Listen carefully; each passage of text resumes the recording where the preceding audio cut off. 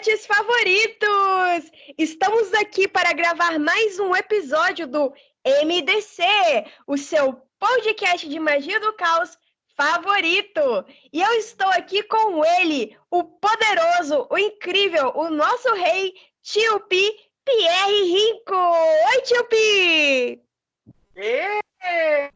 Oi, meus amores! Oi, Lua, minha rainha maravilhosa, deusa maravilhosa, perfeita! Isso, longe de perfeita, mas vamos lá. Então, por que a gente está aqui hoje, Tio Pi?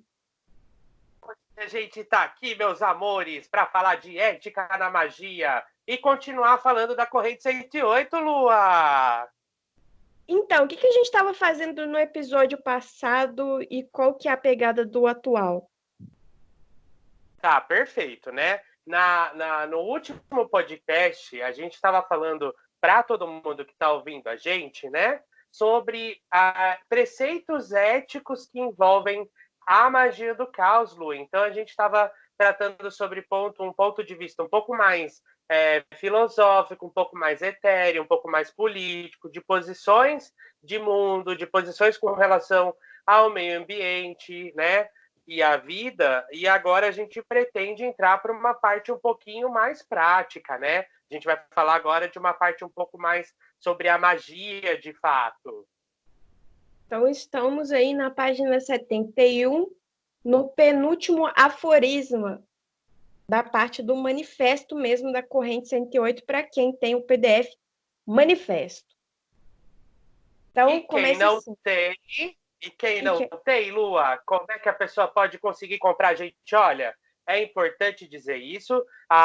Vamos reprisar essa questão, frisar de novo. Para quem não ouviu o último podcast, corre lá para assistir, que está aqui no YouTube, aqui da Lua.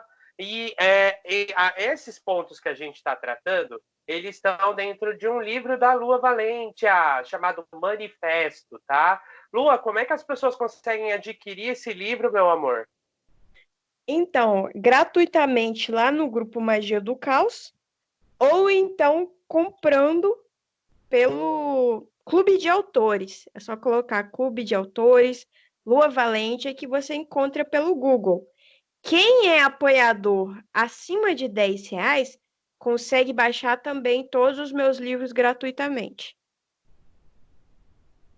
Ai, arrasou! Então a Lua, ela trouxe esses preceitos éticos que são da corrente 108 e a Lua está trazendo isso, né? Essa representante maior que está trazendo esses princípios éticos para o Brasil. Retomando o podcast passado, a gente falava, né, que a gente tem a magia do caos como esse metasistema, a gente tem, né, a corrente 108 como a sua parte filosófica. Então, o que a gente está falando aqui, a gente está dando continuidade ao podcast passado. Então, se você não viu, corre e vê o podcast passado, que vale muito a pena. Deixa o seu comentário, já deixa o seu like lá e já deixa seu like aqui também, que a gente adora o like. É importante para a gente saber que vocês estão gostando. E agora a gente vai continuar do ponto em que a gente parou no último vídeo, que fala sobre essa prática mágica, né, Lua? Isso, eu gostei da sua fala porque você realmente colocou exatamente o ponto. Eu estava lendo um texto aqui num site que não precisamos falar o nome, no qual eles falavam que a magia do caos é uma filosofia. A gente pode até falar que a magia do caos em si é uma filosofia. Só que hoje em dia eu vejo a magia do caos mais como um metasistema, ou seja, um sistema de magia que usa outros sistemas. Então, assim, a magia do caos em si, ela não tem realmente uma base filosófica de fato para a gente seguir.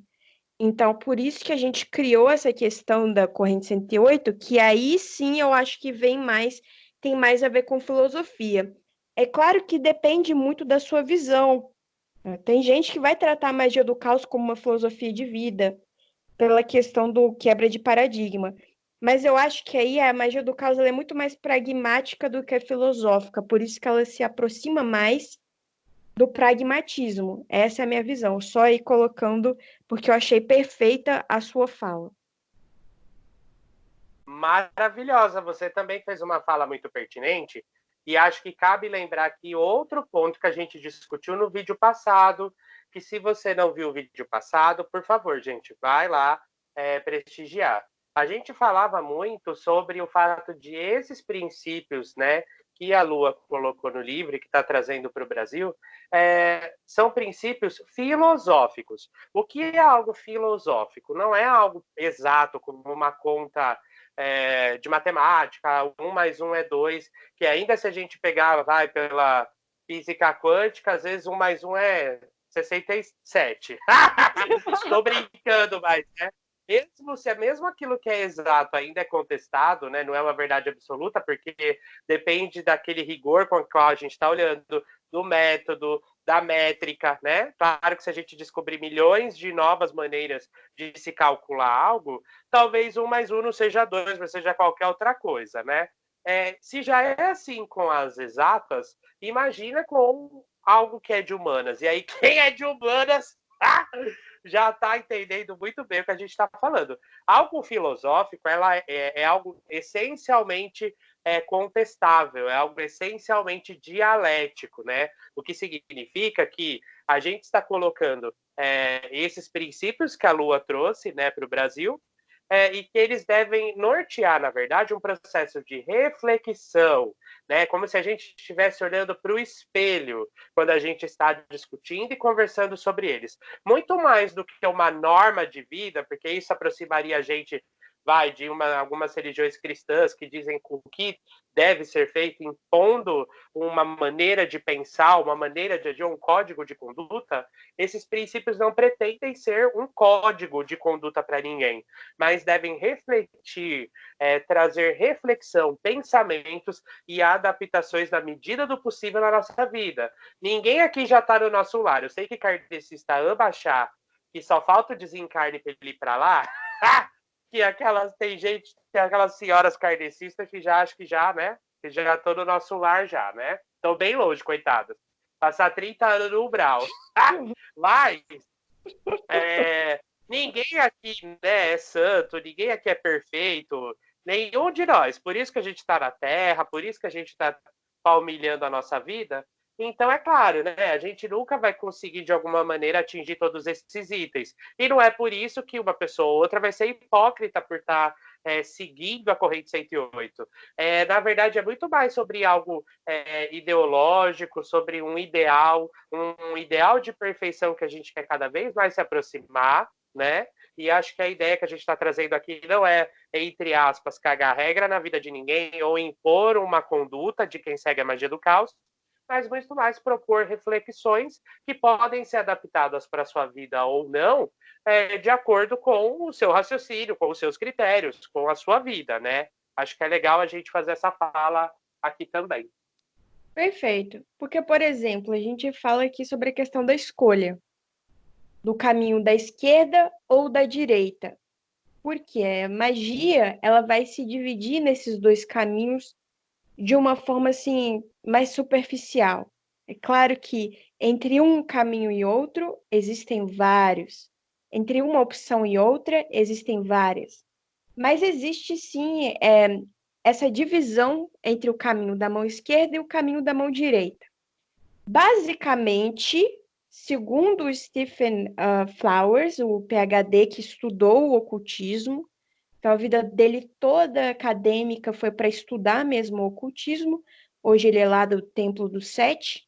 Ele vai dizer que, segundo a história do ocultismo, o caminho da mão direita é aquele no qual as pessoas elas querem se juntar a Deus. Elas querem, é como se a essência delas se dissolvesse na essência de Deus. Então a gente vai ver isso muito nos livros do Castanheda, a gente vai ver isso muito em diversas religiões, no espiritismo mesmo, no kardecismo mesmo. A ideia é que você evolua até chegar a Deus. Então, assim, você se perde em Deus, você se torna único, uno em Deus. Então, existe toda essa questão mesmo de pureza, de elevação espiritual, etc. Já o caminho da mão esquerda não é esse que você se perde em Deus, que você perde a sua essência, mas que você se torna um Deus. Você se torna Deus individual, com a sua personalidade, as suas características, que obviamente vão se transformar, vão evoluir, porque ninguém vai ser a mesma coisa para sempre. Só que você não perde a sua consciência. É basicamente isso. Então, é o caminho para aqueles que querem trabalhar a sua individualidade, querem ser a melhor versão daquilo que eles poderiam ser. Então, esse é o caminho da mão esquerda. E o que a gente fala aqui é que cabe a você seguir o caminho da mão esquerda ou o caminho da mão direita. Só que o que acontece? No caminho da mão direita, tem o seu lado bom e o lado ruim. Muitos da mão direita vão querer tornar todos iguais, seguir as mesmas regras, os mesmos preceitos, o mesmo caminho, e aí vai esquecer, vai pegar a particularidade, aquilo que faz você, a sua individualidade, e vai massificar aquilo ali, vai transformar todos num só, né, numa massa ali. Já por outro lado, muitos que estão na mão esquerda acabam se esquecendo de que o que eu faço com o meu vizinho vai também interferir em todos, inclusive em mim. Porque não adianta nada você falar assim, eu sou da mão esquerda, eu faço aquilo que eu quero. Sim, você faz aquilo que você quer. Só que a sua ação também tem consequência. E é daí que entra a visão holística, né? Que ela vai entender o seguinte, olha, quando você for escolher o seu caminho, escolha lá, mão esquerda, mão direita, mago cinza, mago do meio, dê o nome que você quiser para o seu caminho. Só que quando você for ver as questões que envolvem toda a comunidade, veja, tem uma visão holística, uma visão acima. Deixe um pouco de lado essas questões individualistas para você entender que mesmo para preservar a sua individualidade, você tem que saber como conviver com o próximo. Você tem que entender que um está conectado com o outro. Logo, se existe essa conexão, eu tenho que aprender a como conviver com este outro. Então é isso que fala aqui essa primeira parte. Perfeito, e tá certíssima. E eu ligo isso até a continuidade do princípio seguinte. Então, somos parte do microcosmo, devemos entender exatamente o que significamos para a história e nosso impacto pessoal imediato e a longo prazo após a nossa morte. E aí eu faço uma efetivamente ligação a outro podcast que a gente fez sobre os mundos espirituais. Se vocês não viram de novo, recomendo que vocês vejam. Se já esqueceram o que a gente falou, dá uma olhadinha que está aqui também no YouTube, tá?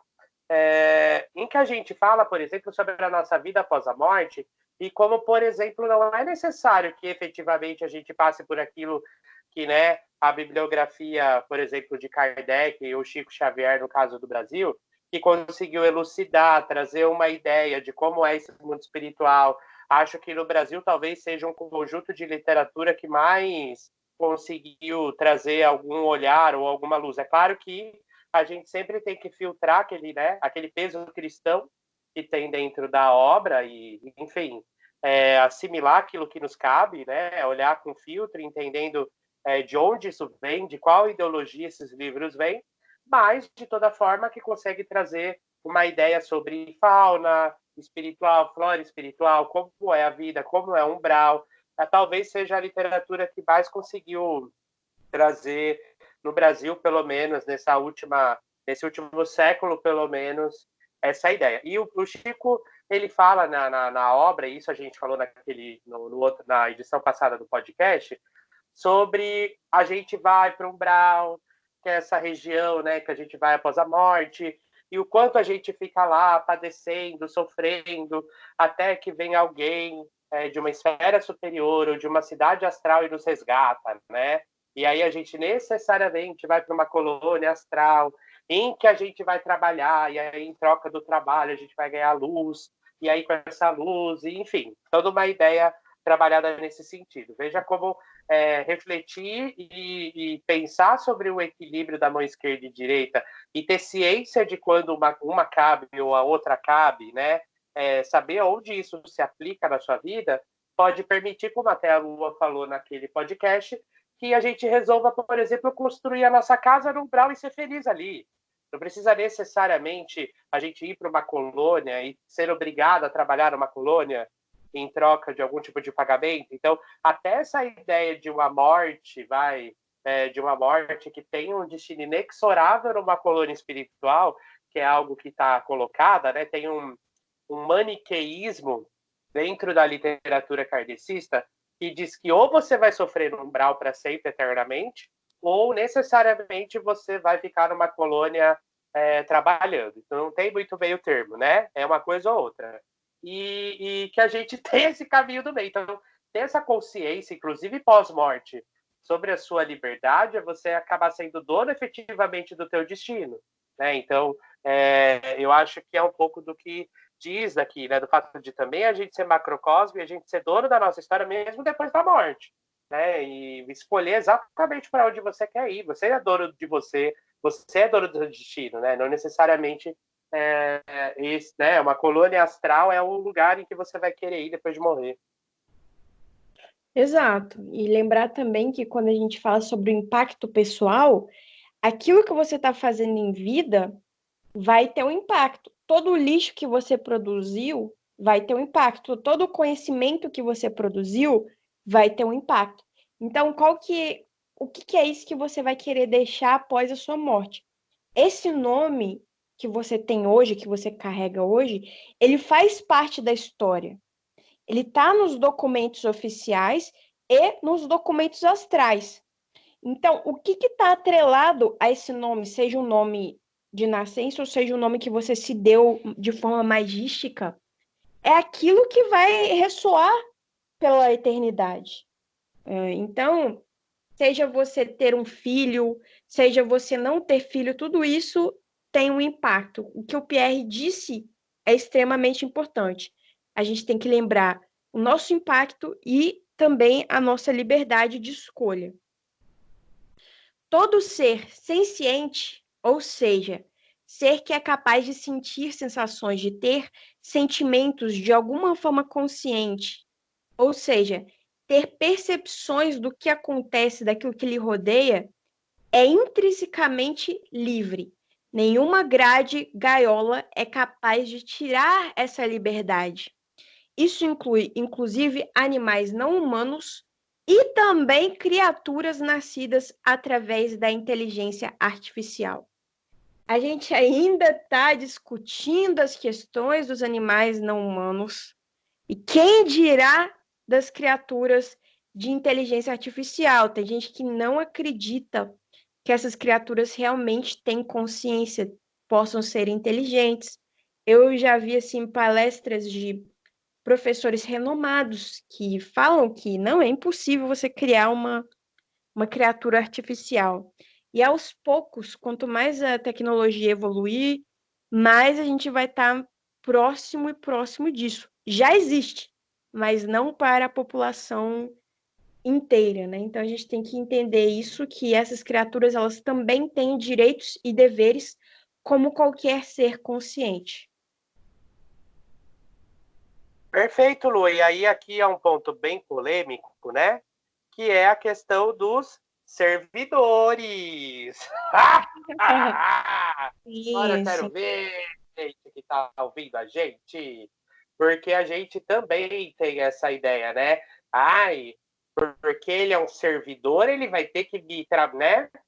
Igual um escravo, vai ter que me obedecer aqui como se fosse um escravo, eu maltrato mesmo, não tem nem aí, porque eu criei, ele é o meu servidor, ele é obrigado a me, né, a me servir. Claro, gente, é evidente que tem essa ideia de um servidor que serve, mas assim, né, é evidente que se você tiver uma postura absolutamente nefasta, degradante, são criaturas vivas que você está tratando dessa maneira. Então, vale muito a pena refletir sobre a maneira como a gente também trata os servidores. Lembrando que tem servidores que têm um nível de livre-arbítrio um pouquinho maior do que os outros, porque ele Sim. pode ter sido criado sim. Eu falo dos servidores que eu mesmo criei, tanto a Mani, o Red Hunter, eles podem se negar a te atender, eles podem sim, porque essa, né, foi algo que eu criei desde a origem deles, era algo que estava na nascente da minha vontade. Então, por exemplo, se você é uma pessoa cheia de ódio, se você é uma pessoa classista, que odeia pobre, se você é uma pessoa racista, se você é uma pessoa homofóbica, se você defende, por exemplo, um governo como esse, que ataca direitos humanos, não adianta você querer usar um servidor meu, porque não vai te atender. Sabe, ele tem o mínimo, eles têm inteligência, eles têm livre-arbítrio para reconhecer o que as pessoas são e, inclusive, não atendê-las. Isso é uma vontade da minha criação, né? Então, lembrando que nem todo servidor é obrigado, nem todo servidor, né? Necessariamente tem que fazer aquilo que você deseja na hora que você deseja. E tem gente também que quer que o servidor faça milagre, né? E dá aqueles prazos absurdos, um dia para o servidor transformar a pessoa de CEO para estagiário, né? Então, gente, vamos ter um pouco dessa noção, mas vamos ser, né, minimamente responsável com qualquer criatura, seja ela servidor, seja ela um elemental, seja ela uma criatura grandiosa, seja ela um animal, um ser vivo, né? Sim, então, eu criei a Justine, quem não sabe, é uma forma de pensamento para buscar justiça, e ela trabalha com qualquer ser consciente, tá? Ela trabalha também com servidor, então se algum servidor está sofrendo maus tratos nas mãos de seu senhor, pode buscar a Justine, porque a justiça vai prevalecer. Eu criei uma forma de pensamento para ajudar esses seres que estão aí no astral, né? Dando uma de Hermione aqui, dando a meia para os elfos. Mas é exatamente isso que você falou. Por quê? Todo ser senciente tem o direito de alcançar a sua potência. No caso dos servidores, a potência deles é aquilo que a gente programou eles para serem. Então, eles vão crescer de acordo com aquilo que a gente programa o servidor. E é por isso que existem as leis, para que as leis garantam essa liberdade de alcançar a sua potência. Agora, a gente não é bobo, a gente não é tolinho, a gente sabe que existem criaturas nefastas que criam, replicam outras criaturas nefastas, cuja potência é a destruição do outro, cuja potência é o parasitismo, é parasitar o outro, é roubar o outro, é prejudicar o outro, é crescer em cima da dor do outro. A gente sabe que isso existe. Então, as leis vão garantir a liberdade, mas elas também vão garantir a punição caso essa liberdade do outro seja usada para envenenar, destruir, parasitar, a nível pessoal, comunitário ou global. Então, todo caso ele deve ser avaliado e, se necessário, punido. Porque assim, por que tem essa palavra aqui, se necessário? Porque a gente tem que lembrar que todos nós estamos numa realidade que é uma realidade de competição o tempo todo, seja para fazer um vestibular, competição, seja para passar num concurso, competição, para ganhar um emprego, competição. Todo lugar que a gente vá tem algum nível de competição. Seja para namorar alguém de forma monogâmica, também vai haver uma competição. Vão ter pessoas ali, às vezes, interessadas na mesma pessoa. Então, querendo ou não, a gente vai ter, sim, algum tipo de briga, de troca energética, um roubando a energia do outro em maior ou menor grau, porque essa pessoa quer ganhar, seja em jogos, seja em videogame, seja na vida pessoal dela, ela quer ganhar ali, ela quer aquela questão. Então, assim, ela vai ter que lutar por aquilo. A partir do momento que você tem algo, isso indica que aquela pessoa não tem exatamente aquilo que você tem.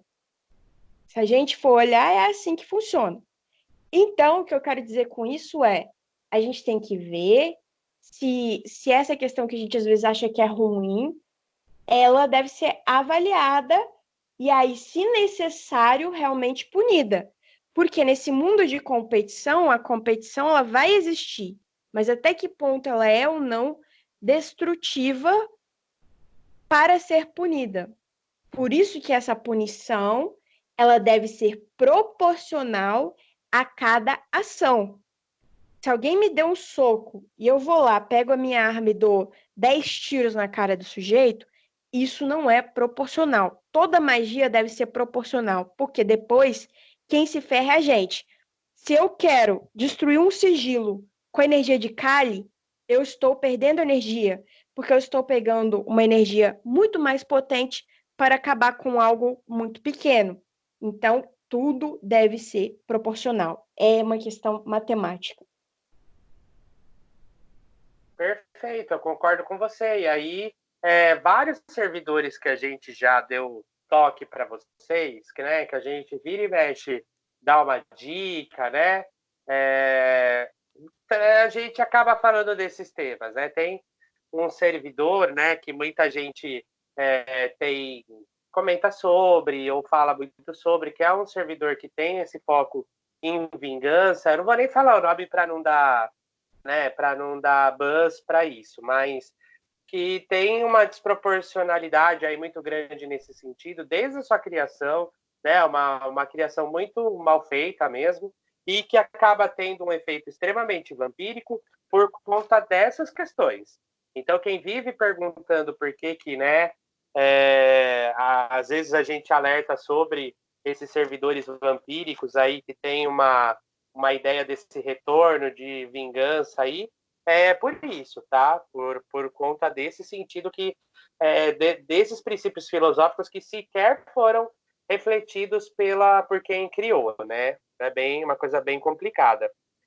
Aí a gente entra numa conversa sobre a questão da liberdade. Ter liberdade de restringir a liberdade alheia pode levar ao fascismo, que é o pior tipo de exercício da liberdade. Veja que quando alguém vira e fala para a gente, o nosso grupo, por exemplo, Magia do Caos, é um grupo terminantemente contra, que se coloca contra qualquer um que apoie políticas fascistas, políticas homofóbicas, machistas, racistas, né? De egrégoras que se colocam e que massacram povos oprimidos, seja povos da magia, né, que são tradicionalmente oprimidos numa maioria cristã, povos de magia em todos os seus aspectos, tá? Seja sistemas de Umbanda, Candomblé, Quimbanda e outros ainda, né? Então, a gente se coloca terminantemente contra. E aí muita gente vira e fala assim, nossa, eu achei que era um grupo livre, né? Achei que se tratava sobre liberdade esse grupo. Mas espera aí, gente, se você está apoiando uma liberdade que é usada para matar essas pessoas vulneráveis, destruí-las, calar essas pessoas, silenciar essas pessoas, né? Punir essas pessoas, aí vocês vão me desculpar, isso não é liberdade, né? Fascista, por exemplo, não tem que ter liberdade de expressão, tem que levar um socão na boca. Eita! Tem que realmente silenciado, porque a liberdade de oprimir alguém não é liberdade, né? Isso, na verdade, se chama opressão. Exato. Então, por isso que a gente vai começar também a questionar as leis, certo? As leis devem ser questionadas também. A gente vai lá. As leis devem ser respeitadas, porém, leis não significam que sejam feitas de acordo com o bem comum e o ápice da ética, que a gente falou sobre, por exemplo, os judeus, o que acontecia com os judeus no nazismo. Pela lei, você deveria entregar à polícia nazista os judeus. Você não poderia colocar os judeus na sua casa. Como hoje, pela lei em alguns países, você não pode sequer ajudar imigrantes que estão passando fome, ou seja, no deserto, porque você vai preso. Então, algumas pessoas elas iam contra esse tipo de lei porque elas entendiam que a vida humana era maior do que a lei, certo? Então, elas ajudavam essas pessoas porque, do contrário, essas pessoas seriam mortas, os judeus naquela época e os imigrantes de hoje. Então, a gente tem que entender que as leis não significam que elas sejam o mais correto. A gente tem sim que questioná-las o tempo todo. Por exemplo, a lei que não permite que uma mãe com filho epilético dê o óleo só porque ele é da maconha, ele vem da maconha, e aí tem um alto preconceito em relação ao uso da maconha. Essa lei está errada, porque a mãe, ela tem. A vida humana, ela é maior, ela é mais importante do que você seguir à risca a lei. Então, muitas mães que têm filhos epiléticos acabam recorrendo, acabam se tornando criminosas, segundo a lei, porque elas querem salvar seus filhos. Porque a partir do momento que elas tratam seus filhos com aquele óleo, elas veem uma melhora muito grande.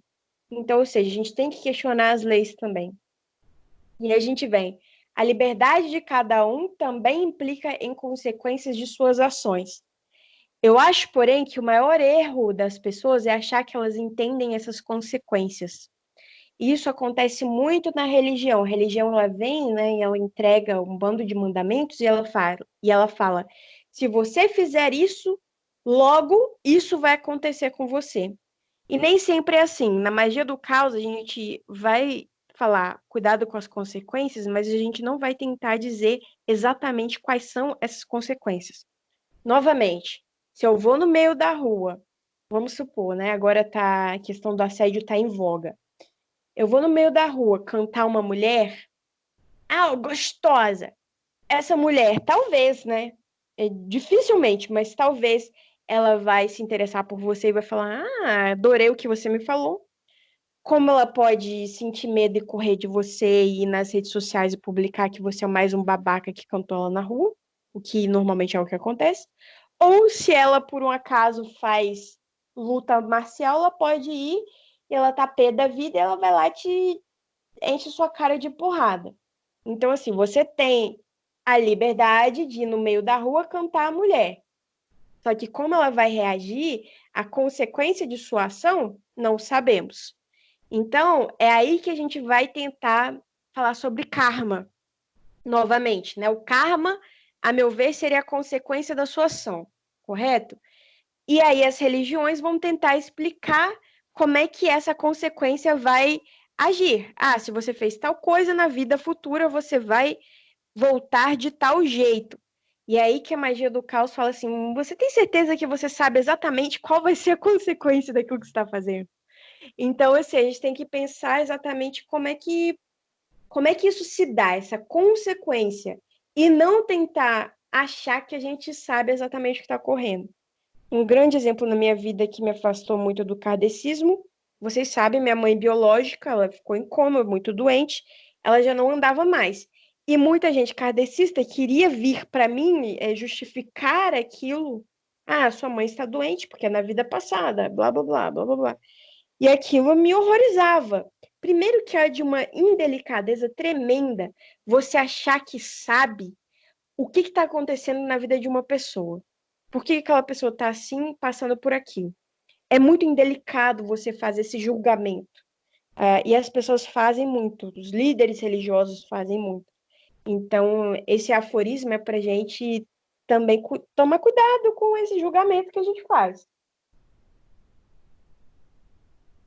Perfeito, muito bem lembrado. Falar, eu também, acho que eu já até contei isso em uma outra edição do podcast, mas eu já cheguei a ouvir o primeiro centro kardecista, né, aquele em que eu fiz toda aquela faculdadezinha, aqueles 4 aninhos do kardecismo, aquela faculdade mediúnica toda deles, em que a dirigente do lugar virou para mim e falou: olha, é que é o seguinte, o que acontece? Você é homossexual, não é mesmo? Por que que você é homossexual? Porque na vida passada você era uma mulher muito dadeira. E aí já vem até o machismo, né? E eu só olhando pra cara da demônia. Só olhando pra cara dela. E aí ela assim, você era uma mulher muito dadeira, então você se envolvia com homem casado, né? E aí você destruiu vários relacionamentos. Aí você veio assim pra pagar. Aí eu olhei pra cara dela, falei, escuta, você tá dizendo então que a minha vida, na verdade, essa vida que eu tô vivendo agora é um castigo? Deveria me matar, me suicidar agora? Eu estou vivendo um castigo? Eu não acho. Eu acho que a minha vida, na verdade, é um presente. Eu amo ser o que eu sou uma pessoa autêntica, eu amo estar na minha pele, eu amo ser o que eu sou, eu amo ser gay, eu adoro ter. A gente encara isso de uma maneira muito melhor, não com esse peso punitivo, que é quase infantil, assim, né? A fala dela é uma fala quase infantil. Primeiro, como se a gente pagasse à vista, né? Como se fosse cartão de crédito. Fiz na vida passada, nessa veio o boleto exatamente de tudo que eu passei na última. Como se eu não tivesse tido outras centenas de milhares de vidas que eu tenho qualquer coisa para trazer de bom e de ruim, experiências para viver ou não, né? Acho que a gente tem uma ideia muito mais de ponto de vista, do tipo, na medida em que nessa vida eu vim desse jeito, eu vou passar por coisas que eu só vou passar desse jeito, né? O fato de eu ser gay, o fato de eu ser negro, o fato de eu ser qualquer coisa que eu seja, vai permitir que eu conheça pessoas, vivencie experiências, aprenda pontos de vista que eu só vou conseguir reconhecer nesse lugar em que eu estou, nessa posição, nessa pele, nessa família, nesse agregado, nessa cidade. Então, na verdade, a gente tem um pensamento um pouco mais maduro, né? Um pouco mais crítico sobre o processo reencarnatório. Então, quando a gente pensa sobre essa liberdade, as consequências da liberdade, sobre karma, sobre reencarnação, a gente não pode cair no risco de olhar para o outro com esse olhar de julgamento que a Lua trouxe, que é bem assim, desculpa a fala, mas é bem burro mesmo, né? É bem inocente, mostra realmente um desconhecimento e uma visão muito limitada dos mecanismos da reencarnação e que julga profundamente o outro, né, de acordo com o nosso olhar. Nós somos perfeitos, nós somos completos, você já não, você já está caminhando, né, coitadinho de você. Por isso que você está pagando agora. Então, isso, o nome disso é arrogância. Isso é orgulho até o último limite. Então, toma cuidado para não ser escravo do seu orgulho. E aí, se você me permite, Lua, já puxando, e desculpa essa digressão, né? Porque eu estou fazendo realmente uma digressão no meu pensamento, mas aí eu já vou também para uma outra fala e vai para magistas mais experientes também, né? Que encaram esse pensamento sobre a liberdade, sobre o peso das escolhas, né, sobre os seus próprios caminhos, com um olhar extremamente arrogante, né, com quem está começando. Então é gente que vira e fala: nossa, mas esses neófitos, né, como de um Olha a jeito. treta! Não que eu esteja, entendeu? Fazendo Hum, longe de mim estar fazendo longe alguma. de nós. Imagina, jamais na minha vida eu faria algo. Mas, né? Pelo amor de Deus, até tem um trecho da Hannah Arendt, goste ou não goste da Hannah Arendt, que ela fala que é muito mais degradante você ser escravo das suas próprias vaidades do que ser escravo de uma outra pessoa. E que a gente deve medir o outro pelo potencial que o outro tem de crescimento, pelo potencial que o outro tem de fazer coisas incríveis na vida do outro e das outras pessoas. E não por aquilo que foi feito. Senão a gente está falando sobre uma vaidade oculta. E aí, que grande evolução espiritual é essa de alguém que olha para o outro de cima para baixo, né? De magistas experientes que olham com aquele mar de arrogância, que tem quase um desprezo por quem está começando, como se ele fosse grande coisa. Ninguém conhece as vidas passadas, gente. Ninguém sabe o que a gente foi nas últimas vidas, né? Então vamos tomar cuidado também com esse olhar extremamente arrogante, extremamente preconceituoso, disfarçado de uma liberdade e disfarçado de, nossa, quanto eu caminhei na minha vida, entendeu? Vamos tomar cuidado com essas vaidades ocultas. Desculpa a digressão, Lua. Não, perfeito, adorei. E a gente vem para um outro tópico aqui, que é: ninguém deve atentar contra a vida e a propriedade alheia, salvo em casos de autodefesa. Eu coloquei isso aqui, eu não quero discutir questão de propriedade, gente, não quero. É só assim, cada um de nós temos direito de ter a nossa casa, temos direito de ter as nossas coisas, tá? Temos direito enfim, construir realmente o nosso patrimônio. Aqui a gente não está falando que, vamos viver lá no meio de uma aldeia em que tudo é de todo mundo. Não é isso, não é isso. Eu realmente acho que cada um tem direito a seu patrimônio. Então, não vamos invadir a casa do outro, o patrimônio do outro, salvo em casos de autodefesa. Por que eu botei esse autodefesa aí? Porque muitas vezes mulheres, né, elas realmente acabam tirando a vida de um agressor e acabam sendo culpadas por isso. É irreal, por exemplo, uma menina que foi vendida para o tráfico humano, foi forçada a ser prostituta, isso é um caso que é um de tantos, né? E ela acabou matando o cara que estava colocando como prostituta e ela foi presa. Então, assim, essa questão da autodefesa ela deve ser analisada. E também, obviamente, lugares extremamente ociosos, no qual, lugares que estão ali sem fazer nada, propriedades que estão ali sem fazer nada, e só gerando sei lá o quê, né? Então a gente pode discutir tudo isso, mas eu queria botar que, na verdade, esse aforisma, ele é muito importante para a gente entender a questão da autodefesa. Aí o próximo tópico: mudança climática é uma realidade construída pela humanidade, em especial pelas grandes empresas e a agropecuária. Eu fico de cara, dessas pessoas que são semelhantes aos terra plana, que acham que a mudança climática não acredita, não existe, que é uma invenção, de que a gente não está passando por nada, não está nada acontecendo, né? Enchente é a vontade de Deus para punir a humanidade, eles acham que é isso. A enchente, os incêndios, as questões extremas que estão acontecendo. Acham que nada está acontecendo e que a gente pode pegar todos os recursos da terra, afinal está escrito na Bíblia, né? E aí acusam a gente de ser apocalíptica. Nós somos mesmo apocalípticos.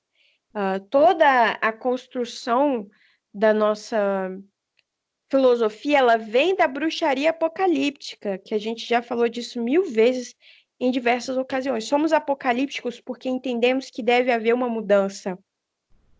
O apocalíptico é a revelação. Então, a revelação daquilo que deve ser mudado. Eu vou dar o próprio exemplo aqui da Austrália. A Austrália é um país que eu amo viver aqui. Aqui você tem oportunidades que eu jamais teria no Brasil, com uma qualidade de vida altíssima. Por outro lado, por conta da questão das mudanças climáticas, por a Austrália ser um dos maiores emissores de CO2 no ar, por lidar com questões do carvão, muito, a gente tem aqui em cima de nós um buraco enorme na camada de ozônio, no qual a gente tem que usar protetor solar todo dia, porque senão é um problema.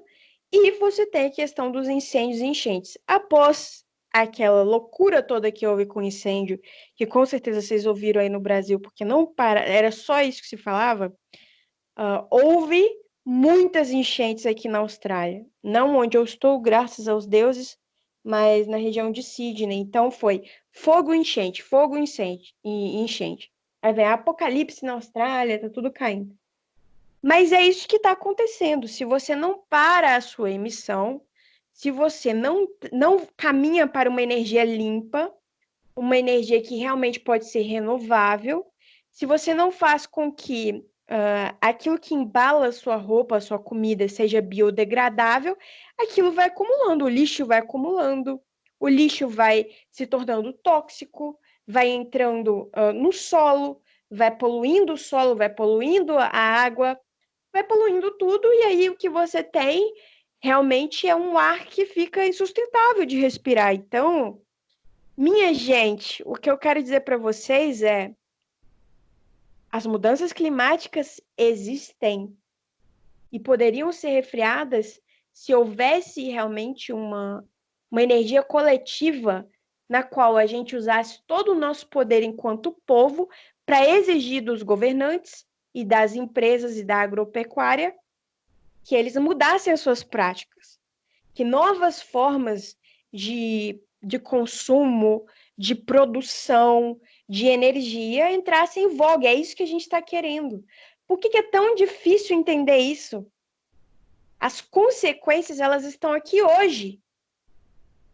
Eu não vi nenhum fogo, eu não estava perto de fogo, porém eu aqui da minha casa, desse privilégio, desse pequeno oásis no qual eu vivo, eu senti os efeitos. Tinha dia que era difícil respirar. É esse futuro que eu quero? Um futuro difícil de respirar? Então, assim, minha gente, vocês virem aqui nos comentários deixar fezes de comentários não ajudam nada, porque não tá adubando nem o solo, tá? Vocês só estão deixando aqui lixo tóxico. Exatamente, perfeito, Lua. Tem toda a razão. E aí a gente fala sobre essa questão da ignorância, né? Essa ignorância que ela deve ser combatida em todos os meios, gente. Pelo amor de Deus. Não adianta ficar imerso em fake news. Não adianta você achar que a Terra é plana. Não adianta acreditar na mamadeira de piroca. Pelo amor de Deus, vamos ter noção, né? O Brasil não é uma nação cristã, é uma construção de uma nação feita por nativos, por imigrantes, por pessoas que foram escravizadas. Então, essa ideia do Brasil cristão, né, que é completamente diferente dessa ideia de um país que deveria ser laico, e essa, né, a questão da laicidade. E aí, gente, vale a pena frisar, o país laico, a laica não é a cachorra do filme, não é a Laika, a cadela. Porque tem gente que eu acho que não é possível, que acha que é a Laika da sessão da tarde, gente, pelo amor de Deus.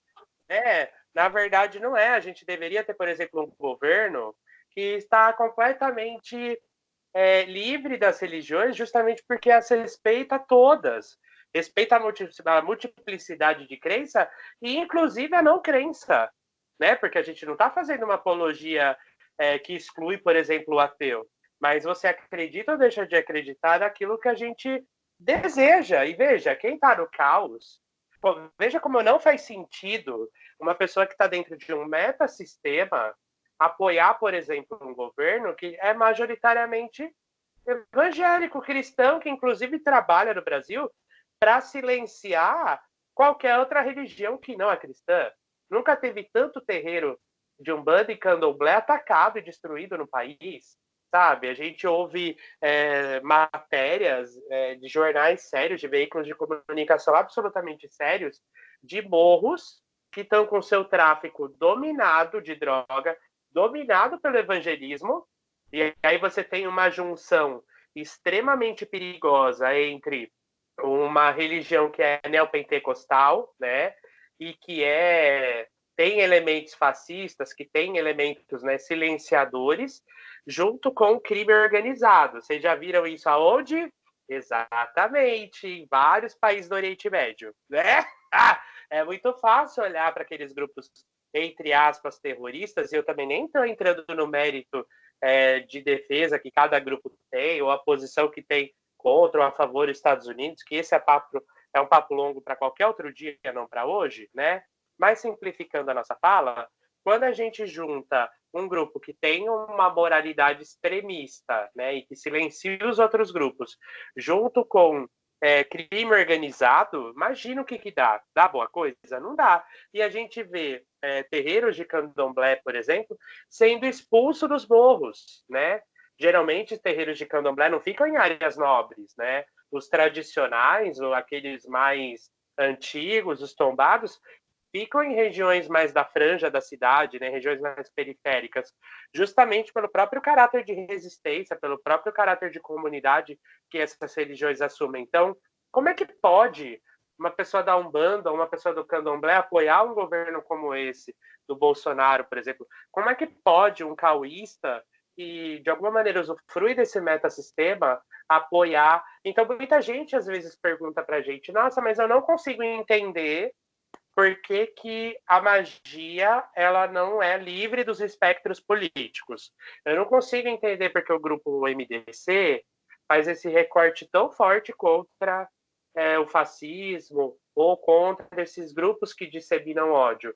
É justamente por isso, né? Quando a gente segue até o texto, a gente vê todos os créditos serão aceitos. Acreditamos em liberdade de expressão, liberdade de imprensa. Aí um pouquinho mais para frente a gente fala, depois a gente pode voltar nos pontos, né? Mas a bruxaria será sempre o outro, né?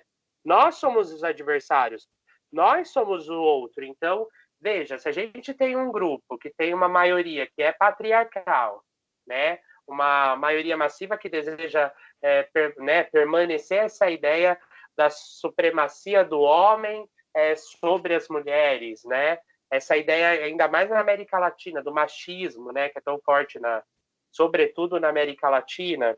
Como é que a gente pode achar que a magia não é um caminho de resistência? Não é um caminho que hoje, pelo menos no Brasil, se encontra e se harmoniza, por exemplo, com a esquerda, né, política. Então, é muito difícil essas coisas acabarem se desvinculando no Brasil, por exemplo, porque hoje apoiar direitos humanos é basicamente apoiar a esquerda. Não deveria ser assim, né?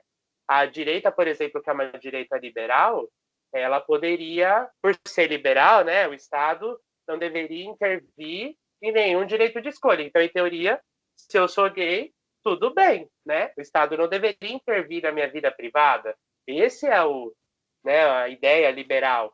Mas aqui no Brasil não, né? Porque a gente é liberal na economia, mas os nossos costumes são conservadores. Então, hoje no Brasil, defender o direito LGBT, por exemplo, é estar alinhado à esquerda.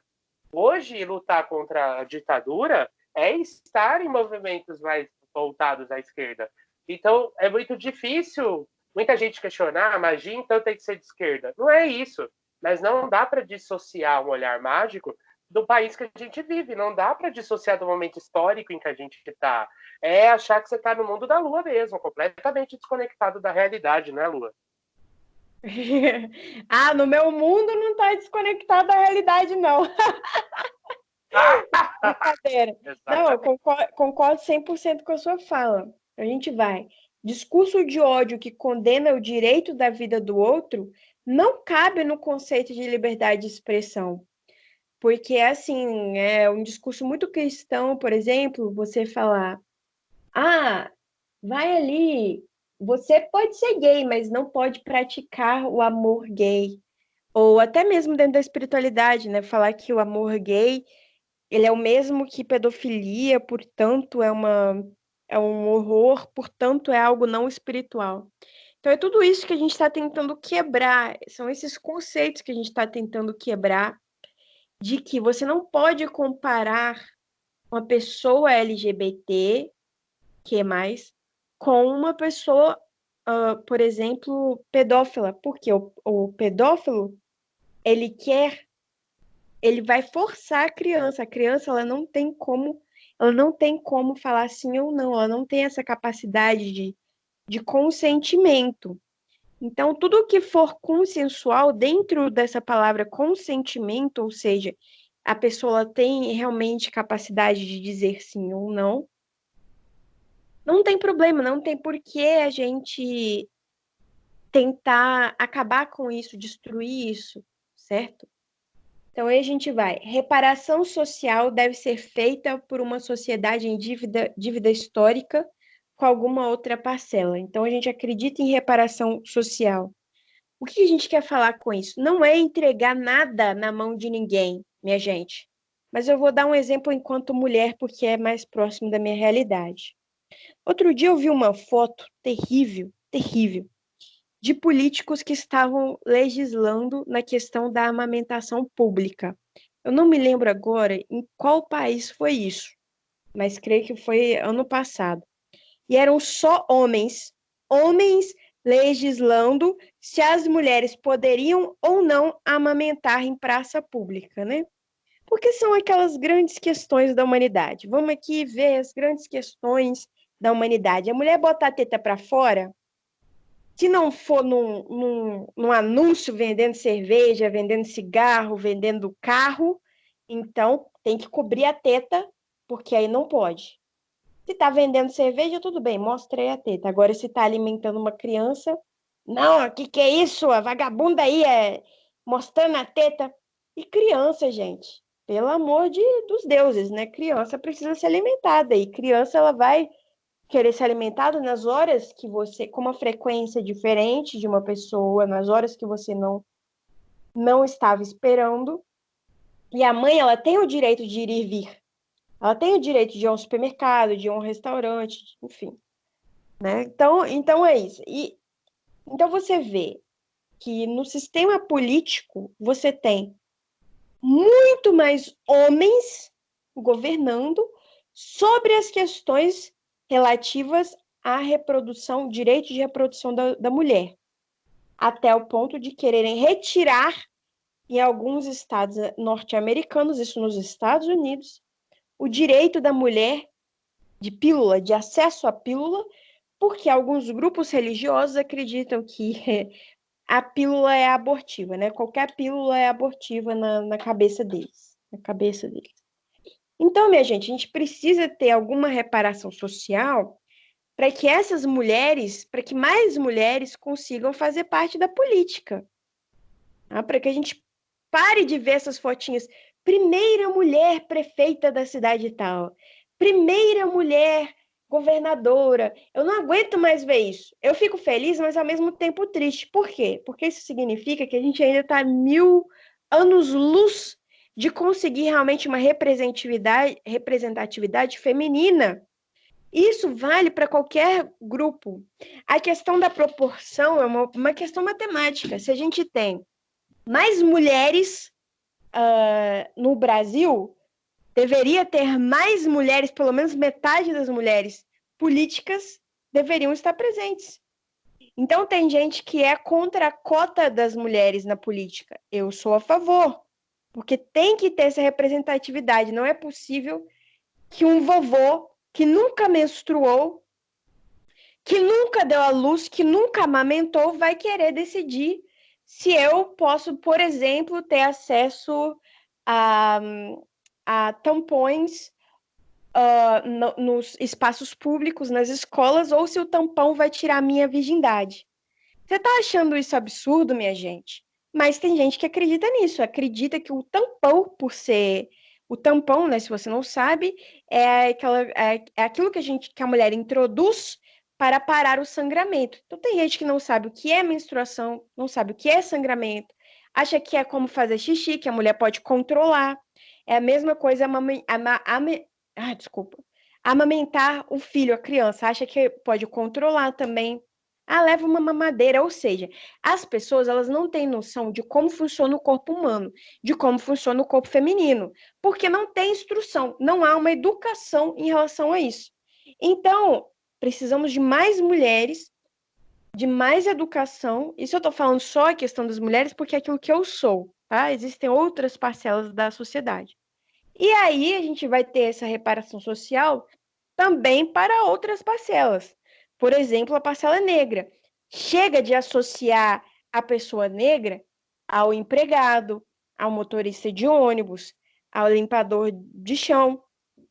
Então, ainda hoje, a gente vê uma série de preconceitos na nossa sociedade que são enraizados. A gente precisa trazer essas pessoas para um papel de destaque, para um papel de legislação, um papel mais ativo na nossa política, para que a gente tenha maior reparação, para que a gente mova, progrida no sentido social. É isso que eu quis dizer com essa reparação social. Não, você tem toda a razão, Lua. E essa é a ideia da equidade para esses grupos, né, gente? Quando a gente fala de equidade, que é um termo que está na Constituição, a gente não está falando sobre dar direitos exclusivos para ninguém, que é um pouco do que a Lua está falando também, né? A gente está falando, na verdade, sobre tentar fazer uma reparação histórica desses erros do passado. Veja, mulheres, negros, analfabetos, pobres não podiam votar até 1934. Não deu 100 anos. Tem geração viva ainda que nasceu. A sua avó, seu avô provavelmente estava vivo, já estava nascido, né, nessa época em que mulher não podia votar, em que negro não podia votar. Então, como é que a gente pode imaginar que a gente está partindo do mesmo grau quando se até a gente conhece gente que nasceu nessa época ainda, a gente nem virou essa geração ainda, né? É muito importante. Aí, mais uma vez, eu faço uma ressalva com relação à equidade. Ressalva não, um alerta. Tem eleição de novo chegando, né? Daqui a pouco no Brasil, ainda esse ano, lá para outubro, a gente tem eleição, por exemplo, para prefeito, né? E aí você já pensou sobre o seu voto? Você já pensou em quem você vai votar?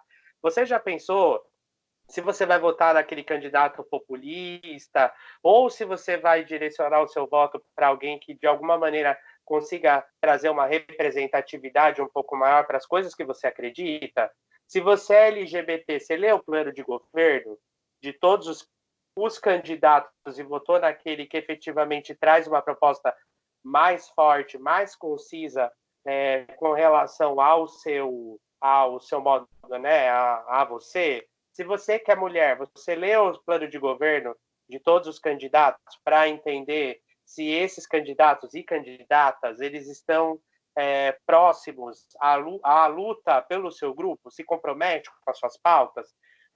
E aí, enfim, pobres e pessoas que estão, né, em situação de vulnerabilidade, reflete sobre isso, porque essa equidade ela não vai acontecer magicamente.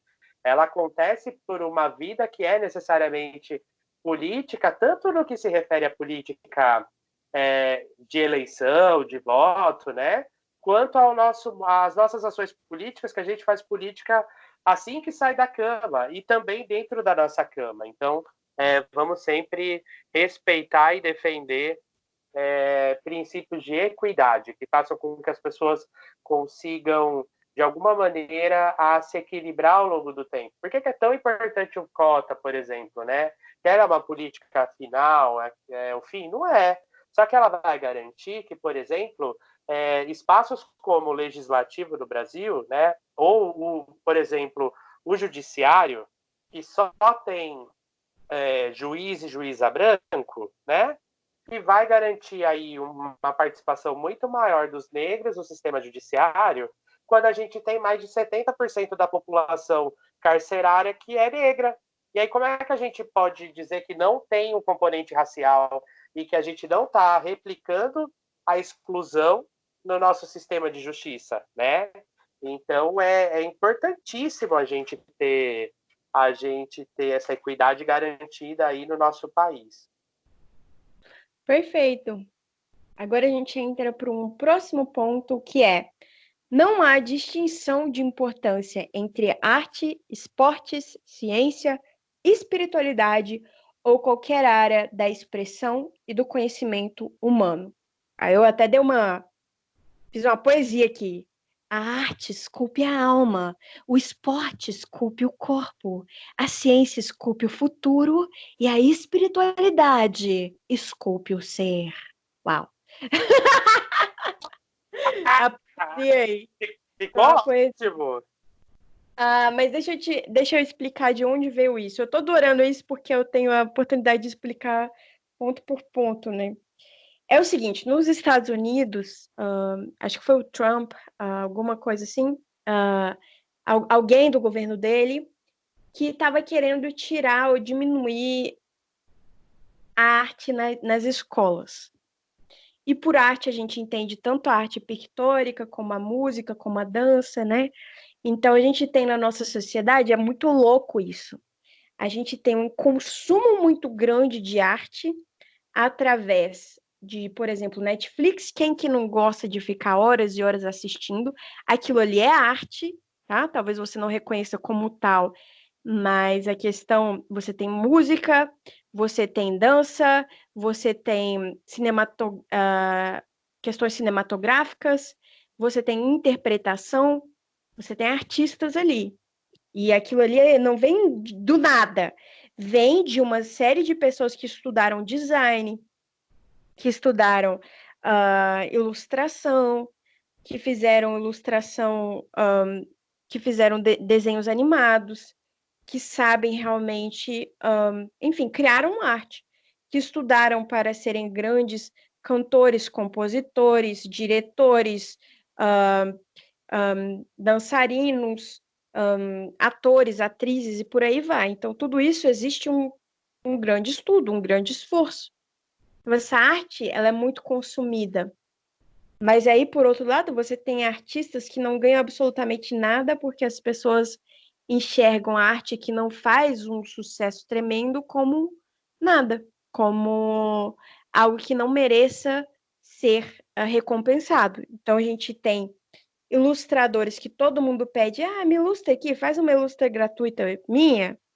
A gente tem dançarino ou músico que as pessoas falam assim, vem aqui dançar no meu bar ou na minha festa e eu te pago com cerveja ou com divulgação.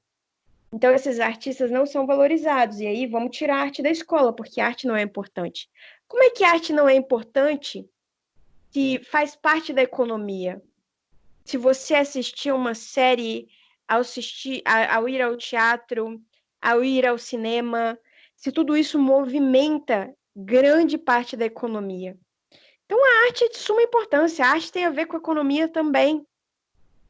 Só que a gente valoriza muito um lado e desvaloriza o outro. A gente não entende o todo. Então, a gente tem sim que valorizar a criança desde que ela nasce até que ela cresce. E aí, a gente tem também escolas que não valorizam o esporte. O esporte também é uma fonte de economia. É o que tira muitos jovens que têm famílias completamente desestruturadas das drogas. É o que dá sustento a muita família. E aí a pessoa fala assim: não, o que importa mesmo é a ciência e não o esporte. E aí o que acontece? A pessoa às vezes tem uma grande facilidade para o esporte, mas não para a ciência. Isso não é reconhecido porque na escola deles o esporte não era valorizado. Por outro lado, no Brasil, você tem sim uma valorização grande do esporte e pouco da ciência, na qual eu nem sei a lógica que fazem, que eu até consigo entender um pouco da lógica que fazem da arte, né? O artista é vagabundo, a menos que tenha grande sucesso, é vagabundo, né? O mesmo com o esporte. O esportista é vagabundo, a menos que tenha um grande sucesso em sua carreira. Agora, a ciência vão falar a mesma coisa. É impressionante falar a mesma coisa do cientista, do cara que está fazendo doutorado. Não está fazendo nada, está ganhando uma bolsa aí. Que isso, gente? É óbvio que tem que ser recompensado. Alguém que está estudando algo importante. Nessa questão do Bolsonaro, o Bolsonaro acabou com diversas áreas da economia, fez aí um marketing para que as pessoas associassem os cientistas, associassem os estudantes a drogados, né?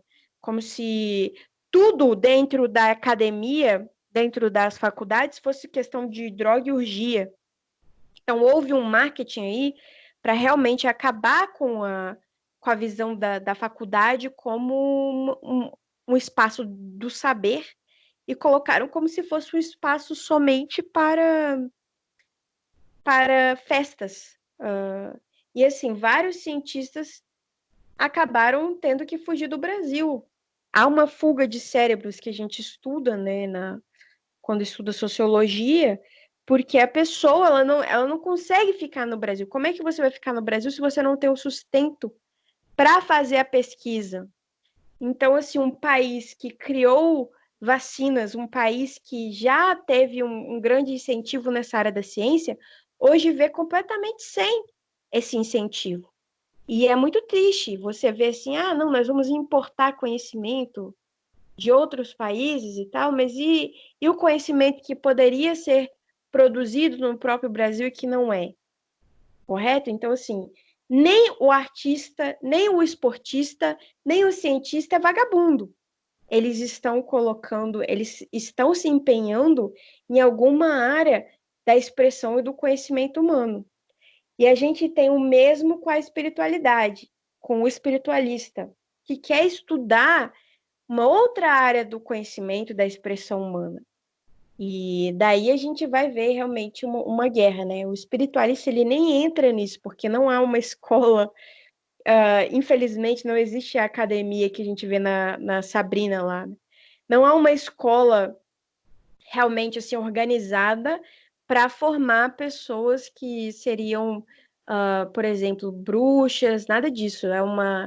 É um estudo informal ou então um estudo à parte das escolas, né?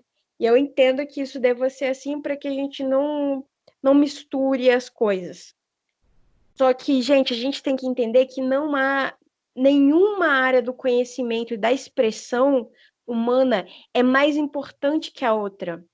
Óbvio, a gente precisa de ciência mais do que nunca para acabar com essa parte de má educação, para que a gente tenha mais conhecimento sobre como funciona o mundo. Só que, gente, a gente também precisa de arte. E arte não é só aquilo que a gente consome na Netflix. A gente também precisa de esporte. E o esporte não é só aquilo que a gente faz na academia.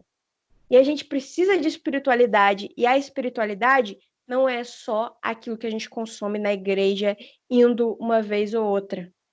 É isso que eu queria falar com isso. Perfeito. E a gente também acho que cabe falar, já que a gente está falando desses princípios éticos, né, de como o magista do caos também encara esse tipo de situação, né?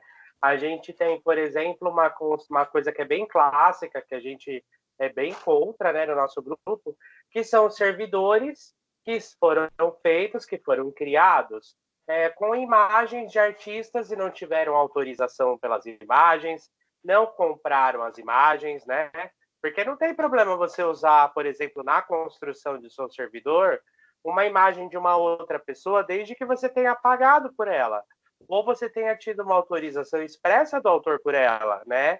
Claro que a gente entra no mérito até, por exemplo, da criação de um servidor, né? A gente tem o entendimento de que um servidor ele deve representar, por exemplo, no seu físico, partes do seu arquétipo, partes da sua construção, partes da sua habilidade, né?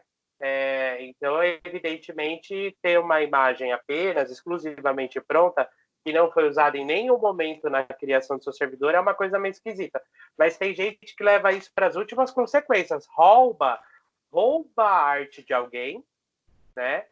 Usa a arte de outro artista que muitas vezes criou essa arte pensando e construindo uma egrégora completamente diferente a que você está dando para o seu servidor, não pede autorização, e aí a gente está num país aí, a gente se revolta, né, com relação ao que o governo tem feito e o governo tem desconstruído e desapoiado, desincentivando os nossos artistas, e aí nós mesmos, a nossa prática mágica, né, somos os primeiros a ir lá e roubar uma arte de um ilustrador, por exemplo, né, que já é uma categoria tão desvalorizada e que luta tanto para se manter no país. Então, todo o nosso respeito aos criadores de conteúdo, todo o nosso respeito aos criadores de imagem. E aí a gente também pode ir para essa questão, saindo da questão gráfica, pictográfica, para a questão da propriedade intelectual também, né, gente?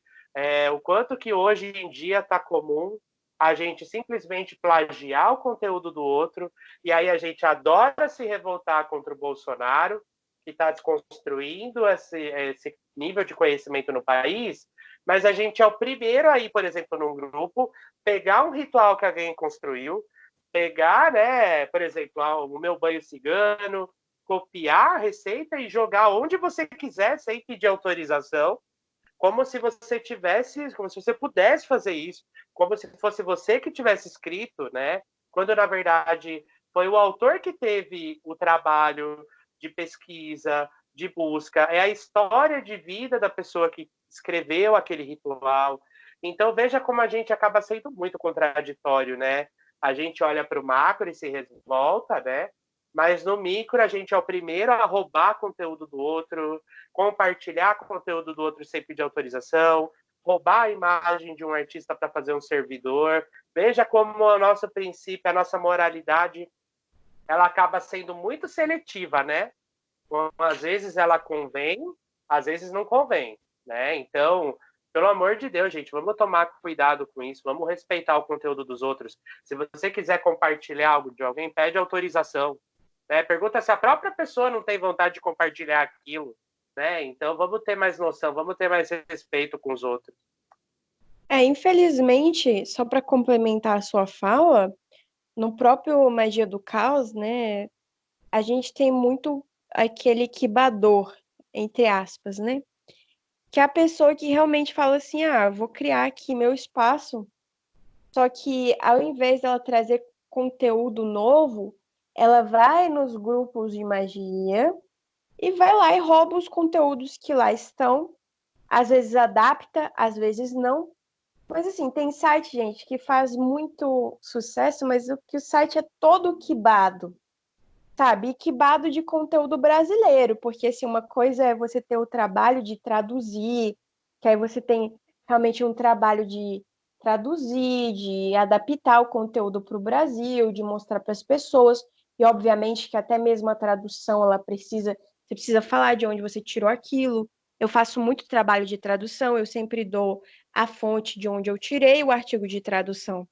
Agora, você ir num grupo brasileiro, pegar o artigo brasileiro, sabe? Ou seja, já existe aquilo no Brasil, você só está quibando o conteúdo. Aí vai, se apropria e constrói um site que é inteiro quibado, sabe? Inteiro quibado. Isso é complicado, né? Porque assim, ok, é um site bonito, é um site que te dá, às vezes, uma ferramenta que fica ali piscando, que fica ali, né, rodando, blá, blá, blá, que legal. Mas o conteúdo não é original. 90% do conteúdo não é original. Então, ali, 90% não é original ou é traduzido, mas a maioria é copiado mesmo na cara dura. Então, ok, você está tendo o trabalho de divulgar a magia do caos no Brasil, mas como é que isso está sendo feito? Se você não tem tempo para produzir conteúdo original, você deveria então ter algum tipo de equipe, como a gente tem na Espécula, para que as outras pessoas também tenham o trabalho de produzir conteúdo original. Outra coisa também que fazem bastante é copiar a ideia, né? Copiar, assim, a ideia toda, o formato daquilo tudo que já existe, e a partir daí modificar uma coisa ou outra.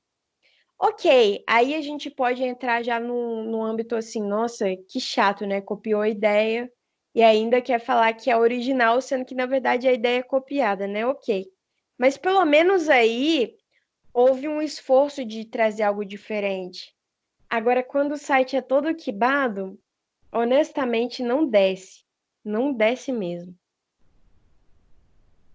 Então, conscientizem-se, né? Conscientizem-se, se é que vocês estão me entendendo mesmo. Conscientizem-se. Agora sim, gente, o que eu acho? Não é mesmo? Eu acho que, pelo amor de Deus, vamos ter respeito. Olha, para um criador de conteúdo, é muito, muito frustrante quando ele vê um conteúdo dele simplesmente compartilhado, sem pedir autorização, com o menor desrespeito. E aí eu tô realmente puxando a orelha de vocês que estão ouvindo no sentido de essa indignação seletiva, né?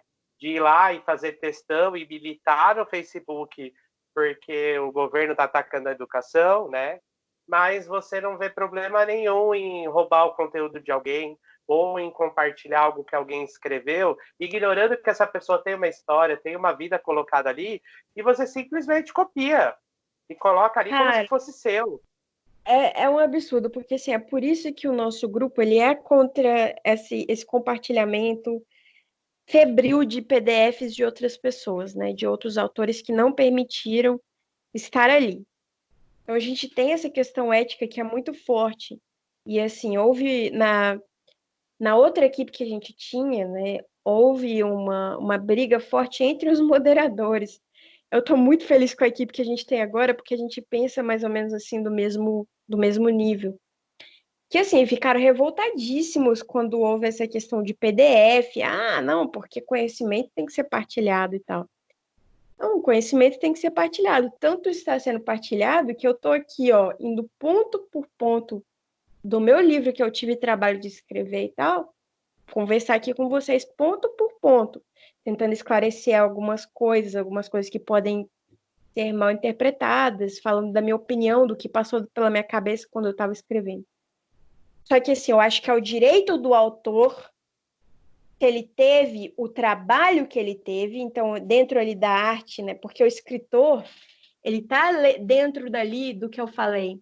Ou ele pode ser um escritor que fala de ciência, ele pode ser um escritor que fala de arte, como também pode ser um escritor que fala de espiritualidade, que é o meu caso, né? Então ele tá ali dentro do que eu falei. A gente tem que respeitar o trabalho da pessoa, cara. Tem que respeitar o trabalho. Ah, mas conhecimento é para todo mundo. Ok, mas respeite o trabalho alheio, porque a pessoa que teve o tempo de produzir aquilo ali, ela deve ser recompensada. Eu acho que é tão óbvio ficar falando as coisas que eu tô falando. Esse livro, para mim, assim, eu gosto dele, eu amo ele, mas ao mesmo tempo eu tenho raiva. Eu tenho raiva de ter que escrever isso. Porque, para mim, na minha visão, é uma perda de tempo ter que falar o beabá, o óbvio, o óbvio. É óbvio que você tem que respeitar uma pessoa, é óbvio que você tem que respeitar o escritor se ele não quer compartilhar o livro dele de forma gratuita. É óbvio que você tem que respeitar o professor que quer ganhar um salário digno. O ator que quer ganhar um salário digno, aquele amigo que não vai fazer uma ilustração para você de graça porque ele está cansado das pessoas quererem chegar se aproximarem dele só porque ele é um grande ilustrador ou um grande fotógrafo. Sabe, peraí. É por isso que eu gosto de trabalhar na base da troca. É por isso que quando a pessoa quer, eu quero te dar alguma coisa, ok, mas eu quero te dar algo em troca também.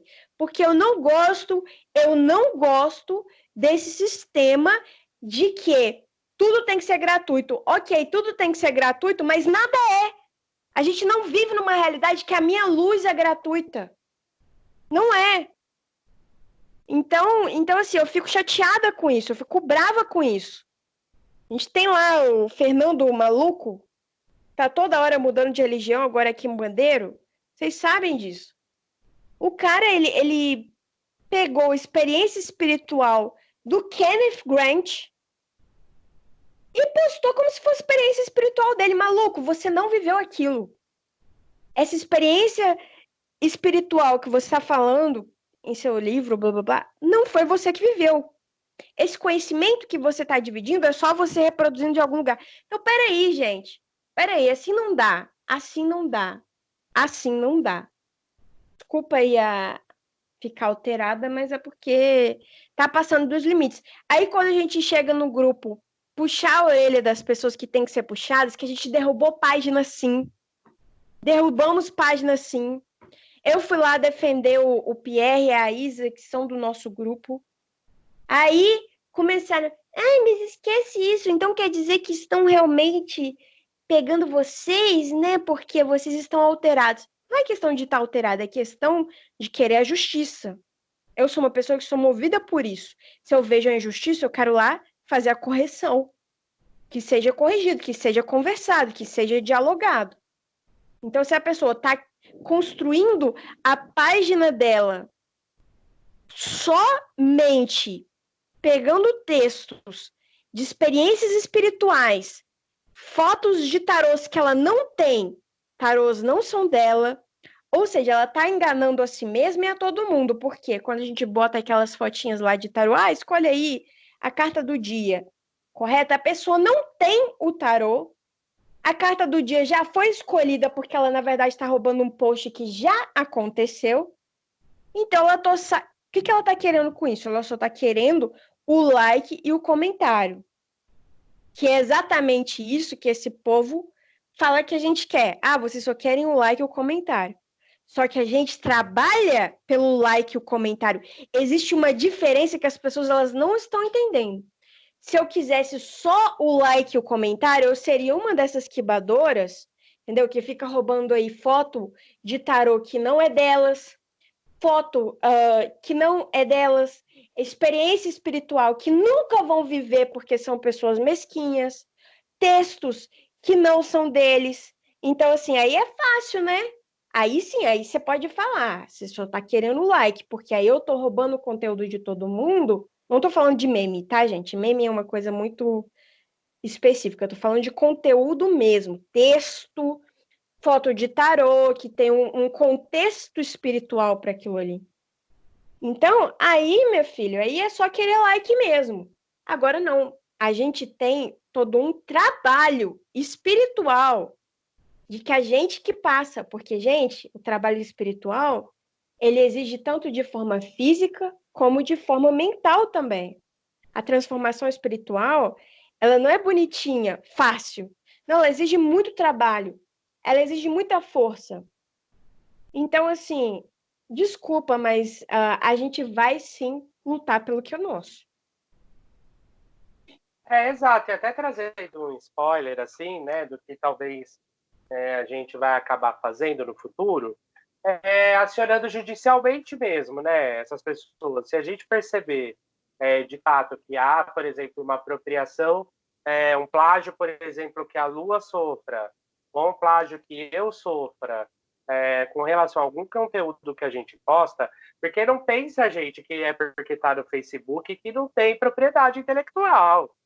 Porque tem, né? De fato, a gente vai começar a acionar essas pessoas judicialmente. Então, pensa muito bem se você está pensando em roubar algo da Lua, algo meu. Pode ser que chegue um processinho aí na sua porta. Pois é. A gente tem contato direto com o advogado. Gente, eu amo vocês, mas hoje é Dia dos Namorados aqui na Austrália. Então, eu preciso me preparar para esse grande dia. E aí, se tudo bem para vocês, já tem mais de 1h20. Eu gostaria de fechar então o episódio de hoje. E aí, na próxima semana, a gente voltar a falar ainda sobre esse assunto. Perfeito, eu concordo. A gente vai finalizar aqui com esse puxão de orelha que a gente deu hoje. Olha, mas quero falar para vocês que hoje eu tive uma consulta com o tio Pi e foi uma delícia de consulta. Eu vou fazer minha propaganda aqui agora, porque foi assim, ele acertou tudo, não que tenha erro ou acerto, mas eu quero dizer que tudo fez sentido, tudo teve um porquê. Eu me senti muito bem durante a consulta. O tio Pi é excepcional. Aprendi muito com o tio Pi que faz ali, né, as tiragens. Vou com certeza levar também para as minhas consultas, para as consultas que eu faço. Então, tio P, é aquela pessoa que quer se consultar com você, porque ela gosta da sua energia, porque ela, como eu, ama a sua risada, porque ela quer realmente uma ajuda espiritual. Porque, gente, eu saí da consulta realmente assim, já sabendo o que fazer para minha vida, o que eu vou levar para minha vida. Os conselhos foram maravilhosos. Como é que as pessoas fazem, tio Pi? Muito obrigado. Eu quero dizer que foi uma honra e um grande prazer. E eu estou sempre, sempre disponível para você, Lua. Você sabe disso que eu admiro você e considero você uma grande amiga, de coração mesmo. Pode sempre contar comigo. E para quem quiser uma leitura comigo, é só me procurar no Facebook, gente. Então, Pierre Rinco é o meu perfil. É só me procurar e me mandar uma mensagem perguntando sobre como é a leitura. E aí eu vou passar todas as informações para você pelo próprio Facebook, tá? A gente agenda o horário, é tudo bem facilitado.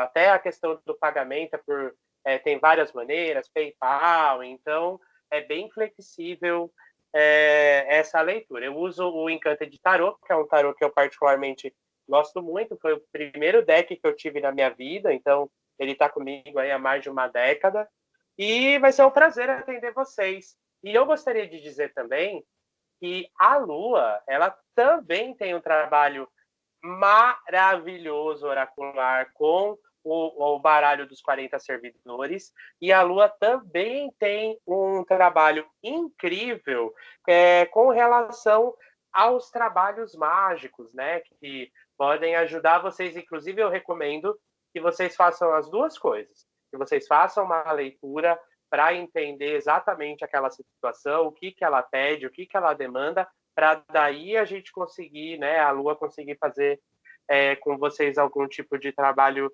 espiritual. A Lua sempre posta algumas fotos de como são os trabalhos, claro que sempre preservando, resguardando a intimidade das pessoas, né, que isso não se mistura, mas são rituais fortíssimos, inclusive, compartilhando algo com vocês, eu também recorri sim à Lua, eu pedi sim para a Lua me ajudar em rituais, porque não importa, gente.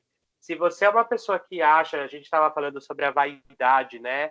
Aquela vaidade imensa de magistas. Se você é uma pessoa que acha que você é capaz de absolutamente tudo e nunca você vai misturar as suas fragilidades, né, os seus limites em um ritual, você está redondamente enganado. Vai ter momentos em que a gente sim precisa do outro, sim precisa de uma ajuda, sim precisa de uma outra energia, um outro ponto de vista para que as coisas caminhem. E eu pedi sim para a Lua me ajudar e está sendo incrível. Ela me ouviu de uma maneira absolutamente prestativa, ela prestou atenção em absolutamente tudo, eu me senti extremamente acolhida, então eu recomendo para todos vocês que procurem a Lua. E aí, como funciona a Lua? Então, eu só queria. Muito obrigada, antes de mais nada, só queria falar assim. Eu acho que quais são as nossas diferenças e semelhanças, tá? Para você que está buscando, que você realmente recorra a magista que tenha mais a ver com você, com a sua energia. Eu acho que o tio Pi, ele é mais energético que eu, no sentido de que ele é mais expansivo, ele é aquela pessoa carinhosa, aquela pessoa que realmente te acolhe. Eu já acho que eu sou uma pessoa mais objetiva, mais virginiana mesmo. Então, assim, se você tem algum problema, eu não vou te acolher tanto como o tio Pi acolhe. Eu acho que se você precisa de um acolhimento maior, eu recomendo que você procure o tio Pi e não me procure. Por quê? Porque eu sou uma pessoa mais assim, olha, você tem um problema aqui, aqui, aqui, aqui, resolvo assim, assim e assado. Se você quiser, eu posso te ajudar dessa e daquela forma. Eu sou mais prática, eu acho mais virginiana mesmo, é isso que eu quero dizer. E o tio Pi, ele é mais aquele ursão, aquele abraço gostoso e tal. Ah, agora, se você, né, é mulher e precisa, por exemplo, de um trabalho de amor, um trabalho de, de destruição da pessoa, de vingança e tal, venha para mim que eu vou, como mulher, eu tenho essa energia, a gente vai conversar para a gente poder ver essas questões aí suas, tá? Agora, o que eu quero falar também com vocês. Nem sempre eu vou fazer aquilo que você quer exatamente. A gente vai conversar. Eu recomendo que você, se você quiser, faça uma consulta com o tio Pi. Aí depois faça uma consulta de meia hora comigo, só para você ver até a diferença de energia e também para eu te falar o que eu acho que você deve fazer em relação ao trabalho. Por quê? Muitas mulheres vêm até a mim feridas com companheiros que são agressivos e elas querem fazer uma amarração com esses companheiros. Ou então, um rapaz que às vezes começou pedindo uma amarração, mas depois, porque a menina estava feliz com outro, ele foi pedido vingança. Então, assim, cada caso é um caso. Às vezes a gente vai ter que trabalhar primeiro a sua verdadeira vontade. Por quê? Se deixar levar só pela emoção do momento, só pela emoção daquilo que você está passando, isso às vezes não é o melhor para você. Sabe, assim, eu vou tentar ver com você aquilo que realmente é melhor para você. Será que é bom você se amarrar ao cara que tá te batendo, que tá te espancando, que tá querendo agredir o seu filho? né? Então é esse tipo de questionamento que eu vou trazer também. Lembrando, eu sou uma pessoa prática. Falar assim, será que isso está trazendo alguma coisa para você? Será que você não está se apegando a um traste? Eu vou sempre fazer essa pergunta, né? E a mesma coisa com a pessoa que está completa, que às vezes precisa, que ela não está precisando de ajuda espiritual, às vezes ela está precisando mais de ajuda psicológica do que ajuda espiritual, porque ela está completamente confusa. Então, o que é que acontece? Mesmo quando você vai buscar uma ajuda de um trabalho de um feiticeiro, uma feiticeira, tá? E mesmo que o feiticeiro e a feiticeira sejam pessoas experientes, se você não tem dentro de você a sua verdadeira vontade, se você está pedindo algo só porque você está sentindo aquilo naquele momento, entende? Aquilo não vai ser bom para você. Então, às vezes, eu falo pro cliente, olha, espera um pouco, deixa a poeira baixar. Não é assim.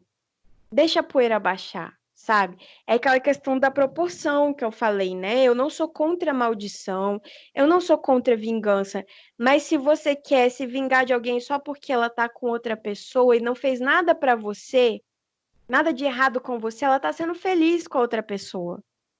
Então, assim, deixa a poeira baixar. Talvez daqui a 6 meses, toda essa dor, toda essa perda, não vai fazer mais sentido para você. Então, às vezes, ao invés de recomendar uma amarração, por exemplo, no caso da pessoa que tá com um agressor, né?